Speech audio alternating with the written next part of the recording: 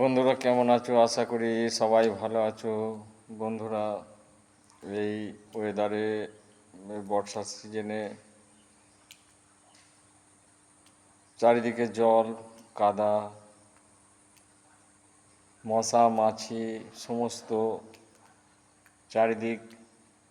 এমনিতেই বর্ষাকালে চারিদিকে জল কাদা থাকে, দুর্গন্ধ চারিদিকে সমস্ত কিছু, এবং রোগের প্রকোপ খুব বেড়ে যায়। এই সময়তে দেখা যায় যে জ্বর, সর্দি, কাশি মানে লেগেই আছে, সব সময়তেই লেগে আছে চারিদিকে। এর বাড়িতে তার বাড়িতে, শিশু থেকে বৃদ্ধ পর্যন্ত কাউকেই ছাড়ছে না। তো এখানে যে যে জ্বরটা সবসময় চারিদিকে ব্যাপকভাবে মানে যখন দেখবে হচ্ছে, সেটি কিন্তু খুবই ভাইরাসজনিত জ্বর। তো এর নাম হচ্ছে ইনফ্লুয়েঞ্জার জ্বর। ইনফ্লুয়েঞ্জার মানে ব্যাপকভাবে আকার ধারণ করে চারিদিকে, দিকে দিকে সমস্ত কিছু, মানে মানুষের, শিশু থেকে বৃদ্ধ পর্যন্ত একজনের বাড়িতে হলে তাদের বাড়িতে সবাইকেই কিন্তু অ্যাটাক করে নেয়। তো এই ইনফ্লুয়েঞ্জা জ্বর খুব ভাইরাসজনিত জ্বর। তো ইনফ্লুয়েঞ্জা জ্বর সাধারণত 4 থেকে 5 দিনের বেশি, জোর গেলে জোর 7 দিনের বেশি কিন্তু থাকে না, 4-5 দিনেই সাধারণত বেশি থাকে। তো ইনফ্লুয়েঞ্জা জ্বরকে কীভাবে আমরা দমন করব বা রুখবো, এবং তাকে তার শারীরিক সমস্যা কীভাবে তাড়াতাড়ি যেভাবে মানে উন্নতি হবে, কি মেডিসিন খেলে, সেই বিষয়ে আমি আজকে আলোচনা করব। তো আমরা সকলেই এখন ইনফ্লুয়েঞ্জা জ্বর বা যে কোনো জ্বর হলেই কিন্তু আমরা অ্যালোপ্যাথি মেডিসিনের কাছে আমরা চলে যাই, ডাক্তারের কাছে চলে যাই।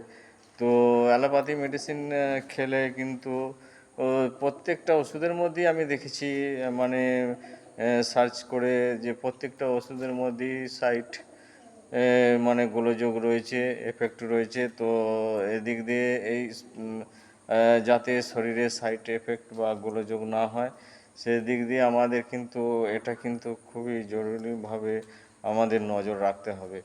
তো সেই হিসেবে যাতে যে মেডিসিনটা খেলে আমাদের সাইড কোনো এফেক্ট আসবে না, পার্শ্ব প্রতিক্রিয়া আসবে না শরীরে, সেই ওষুধটা হচ্ছে একমাত্র হোমিওপ্যাথি মেডিসিন।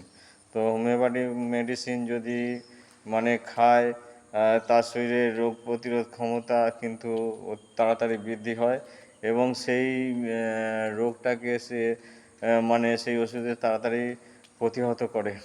সেই জন্যে আমরা হোমিওপ্যাথি মেডিসিনকে আমরা খাবো এখানে। তো হোমিওপ্যাথি, তো ইনফ্লুয়েঞ্জার জ্বরটা, এর সিমটমটা আমি বলবো।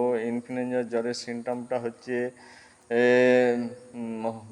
তাকে অ্যাটাক করলে, এই ভাইরাসটা যদি তাকে অ্যাটাক করে, তো কী ধরনের তার প্রতিক্রিয়া শরীরের মধ্যে দেখা দেয়, এগুলো আগে, সব থেকে আগে জানা দরকার। তো ইনফ্লুয়েঞ্জার জ্বর যদি মানে অ্যাটাক করে, তো ইনফ্লুয়েঞ্জার ভাইরাস অ্যাটাক করলে শরীরের মধ্যে এখানে কী কী পার্শ্ব প্রতিক্রিয়া দেখা দেবে, সেগুলো আমাদের আগে, সব থেকে আগে জানা দরকার। তাহলে বোঝা যায় যে এটা ইনফ্লুয়েঞ্জার জ্বর। তো ইনফ্লুয়েঞ্জার জ্বরের সাধারণত গা হাত পা একটু ম্যাজ ম্যাজ করে, নাক দিয়ে কাঁচা জল ঝরে, মাথার হালকা বেদনা থাকে, যন্ত্রণা থাকে, নাক দিয়ে যে কাঁচা জল ঝরে সেটা হয়তো গরমও থাকতে পারে, ঠান্ডার মতো লাগতে পারে, ও গায়ে গা হাত পায়ে কামড়ানি, ব্যথা বেদনা থাকতে পারে। আর সেই সঙ্গে মানে কখনো শীত করবে, কখনো গরম করবে, এটা কিন্তু সর্বক্ষণই থাকবে। শীত গরম, শীত উত্তাপ, কখনো শীত করবে, খুবই শীত লাগবে, আবার কখনো খুবই উত্তাপ লাগবে। এটা যদি এই সিমটমটা তার শরীরের মধ্যে দেখা যায়, সাধারণত এই বর্ষাকালেতেই ইনফ্লুয়েঞ্জা জ্বরটা সবথেকে ব্যাপকভাবে চারিদিকে ছড়িয়ে পড়ে। তো যদি দেখা যায়, তখন এটা পুরো পরিষ্কারভাবেই মানে ইনফ্লুয়েঞ্জা জ্বরের সিমটম। তো এখানে ইনফ্লুয়েঞ্জার জ্বর, এটা পরিষ্কারভাবেই বুঝে নিতে হবে যে এটা ইনফ্লুয়েঞ্জা জ্বর। এবং ইনফ্লুয়েঞ্জা জ্বর একটা ভাইরাস জাতীয়, খুবই ভাইরাস জাতীয়, একজনের বাড়িতে হলে সবাইকে কিন্তু অ্যাটাক করবে, সবাইকে অ্যাটাক করবে, এবং দিকে দিকে চারিদিকে এটা কিন্তু ছড়িয়ে পড়ে। আর ইনফ্লুয়েঞ্জার জ্বরে মানে যে প্রধান যে উপসর্গ শরীরের মধ্যে দেখা যায় সেটা হচ্ছে সর্দি কাশি। ইনফ্লুয়েঞ্জা যারা দুর্বল তাদের ঘরে যদি ইনফ্লুয়েঞ্জার জ্বর অ্যাটাক করে তাদের কিন্তু সর্দি কাশি তাদের ঘরে আরও বেশি কাহিল করে দেয়। সর্দি বুকে বসে থাকে, সর্দি উঠতে চায় না, এবং সর্দি উঠতে অনেক টাইম লাগে।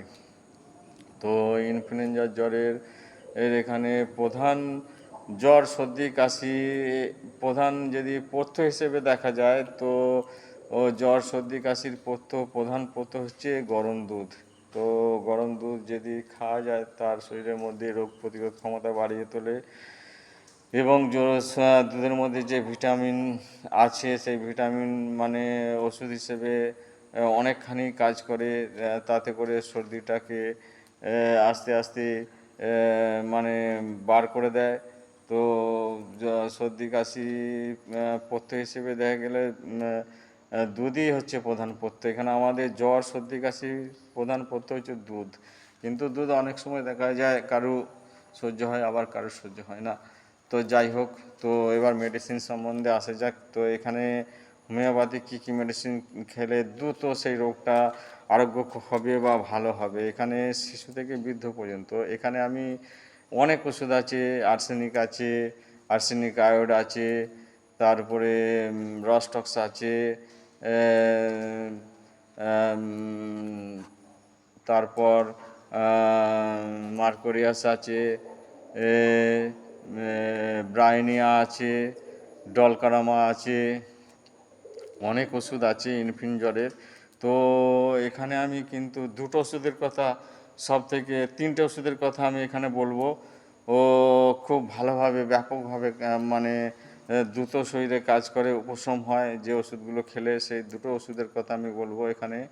এখানে দুটো ওষুধ হচ্ছে, একটা হচ্ছে আর্সেনিক আয়োড আর একটা হচ্ছে জেলসিয়াম। তো আর্সেনিক আয়োড 30 থেকে 6 পার, জেলসিয়াম 30 থেকে 6 পার যদি পর্যায়ক্রমে 2 ঘন্টা অন্তর অন্তর যদি খাওয়ানো হয় তার মাথার যন্ত্রণা, গা হাতের যন্ত্রণা, নাকে জল ঝরা সমস্ত কিছু দ্রুত তাড়াতাড়ি উপশম হবে। আর প্রতিষেধক হিসেবে প্রথমত যে ওষুধটা আছে সেই ওষুধটা হচ্ছে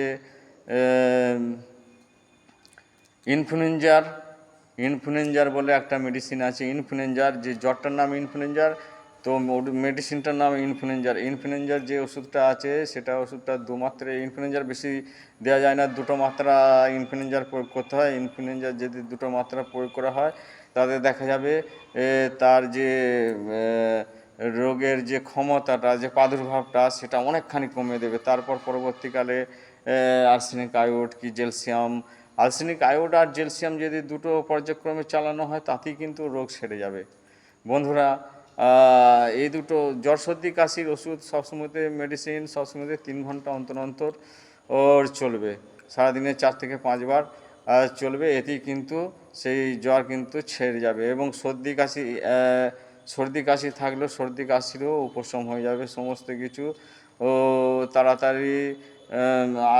সর্দি এবং জ্বর সর্দি কাশি এবং আস্তে আস্তে ধীরে ধীরে পুরো সেরে যাবে এবং ওষুধ খাওয়ার সঙ্গে সঙ্গে এবং কিছুক্ষণ মধ্যেই সে আস্তে আস্তে তার উপশম হতে আরম্ভ করবে। তো এখানে বন্ধুরা দুটো ওষুধ মনে রাখবে, যেটা হচ্ছে আর্সেনিক আয়োড এবং জেলসিয়াম। এই দুটো কিন্তু 30 পারের নাহলে 6 পারের যদি পর্যায়ক্রমে সে খায় তার ইনফ্লুয়েঞ্জার জ্বর আর সর্দি কাশি সমস্ত কিছু সে আস্তে আস্তে 2 থেকে 3 দিন যদি চলে তার আস্তে আস্তে সব কিন্তু কমে যাবে, সর্দি কাশি উপশম হবে। তার সঙ্গে যেহেতু ভাইরাসজনিত সবসময়তে জল ফুটিয়ে খাবে পথ্য হিসেবে, এটা আমি বলছি, এবং গরম দুধ সবসময় কিন্তু ভক্ষণ করবে, তাতে করে রুগী তাড়াতাড়ি সেরে যাবে। বন্ধুরা, যদি আমার ভিডিও তোমাদের ভালো লাগে তাহলে আমার ভিডিও লাইক করবে, আমার চ্যানেলটা সাবস্ক্রাইব করবে এবং আমার ভিডিও শেয়ার করে আমার পাশে থাকবে। বন্ধুরা সবাই